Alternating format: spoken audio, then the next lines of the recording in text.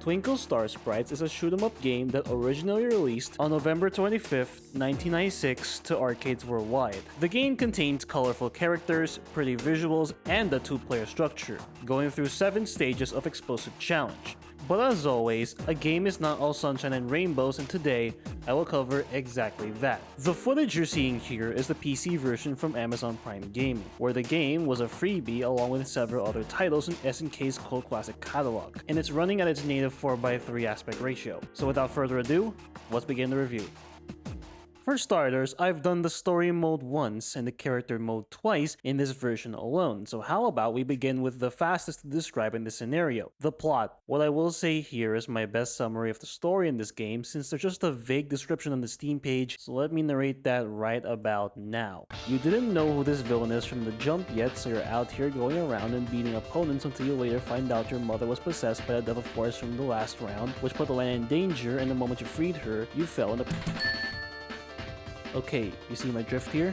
Yeah. Other than that intro cutscene, there is absolutely no prologue to boot here. You just get launched to your first bout like a certain DC movie. There's probably going to be some dialogue that will be spat out, but if you're going in blind, you may just get lost following the narrative, so just focus on the competition at hand. And by the end of your adventure, you're just left to piece it all together, and the result of that is a pretty neat by-the-numbers plot with some charming moments and all. It's not the most spectacular story you can find in the game, but at least it's serviceable enough and it's pretty hilarious at times. The graphics are pretty neat. It's neither the shiniest nor the prettiest that it could have been, but at least it holds its own charm pretty well, and tends not to look overwhelming for a good chunk of the time. It portrays a vibrant, colorful world with characters that match the setting, and the backgrounds are beautifully portrayed in a way that you're really moving across the map. With this, however, came some instances of slowdown whenever there are too many effects on screen, which distracted me a few times during my playthroughs. This could just be the original system slowing itself down in these moments, as the emulator package in this re-release is likely replicating those instances. And let's not forget the soundtrack, which is just fine. You what? While every track may sound suitable for each level, it's not so great, in which the tracks range from okay to fairly forgettable, and there wasn't even a standout for my liking. Or I guess I'm being too harsh here, given that I could have been expecting some Darkstalkers level soundtrack here. Here's a quick explanation. Make chains of obstacles to fire at, dodge when needed, and watch the enemy do their moves before you fight back. It's simple on paper, but it's not so great when I tried that for myself, since half the time I was making simple chains to the point where my screen will be cleared for a while, and then suddenly there's a ton of obstacles the enemy threw at me because I wasn't looking, leading me to my death. I initially didn't understand this flow, which is making such long and graceful chains whilst mines were the length of peanuts, and heck, I've even thought during the playthroughs that lucky shots were the answer to it all. At that rate, hoping for the best combo I can make and coming back stronger every time was kinda my strategy. And furthermore, the slowdown absolutely doesn't help, as the game slows down for both you and the enemy, but what else can I do?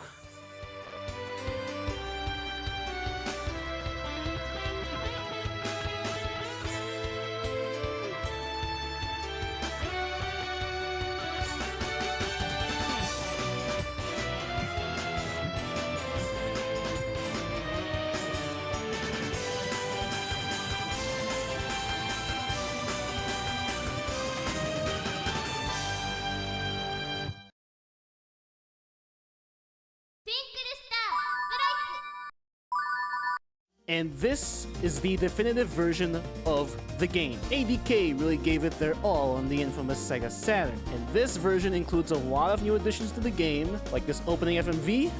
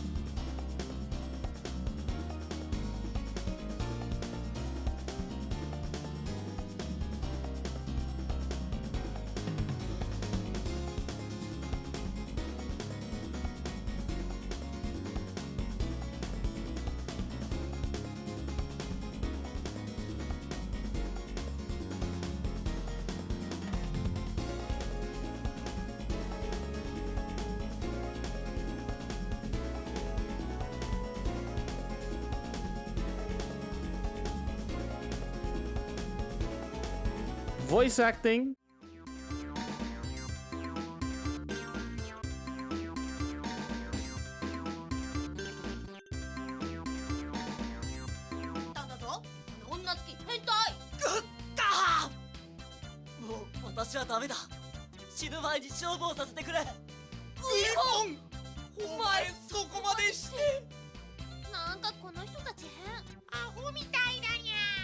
And the remade soundtrack with CD quality in mind, and while it doesn't hold anything special, it actually sounds better than the original soundtrack. The only cons I have are that it's only available in the original Japanese, and it can be a hassle to get this version running on your hardware, but I honestly prefer this over the one you can get on Steam or GOG, which is the one I played earlier. Now there's also another version for the Sega Dreamcast, but that only keeps the CD soundtrack from the Saturn version, but it's at least available in English. And they also added an option to remove the slowdown, so if you really don't like the slowdown, this version is for you. But if you're asking me, I'd still prefer the Saturn version. Overall, Twinkle Star Sprites is a pretty good shoot 'em up that offers some pretty visuals along with robust gameplay, puzzle elements, and then some. Yet despite the many good elements in this game, your experience could be a different story with its flaws and all. And now you may ask yourself, do I recommend buying the game on PC? The answer is no. There's just simply a ton of better multiplayer games on Steam, and I mean this is an arcade game, and the one being offered on Steam is the original arcade version, which will probably give you at most 2 hours of content. And to add some more bitterness to the deal, the Saturn and Dreamcast versions are just better, so go for those if you want to play this game instead. But if you really want to buy this game on Steam, it's pretty cheap. Despite that, I've still enjoyed the game and I've replayed it like 4 times over, so yeah, it's pretty fun. Overall, I'd say I'd give this a 7.5 out of 10. Not the best, but it's pretty good. Just avoid the PC version if I were you though. And that's all for my review. I hope you enjoyed it, and I'll see you next time.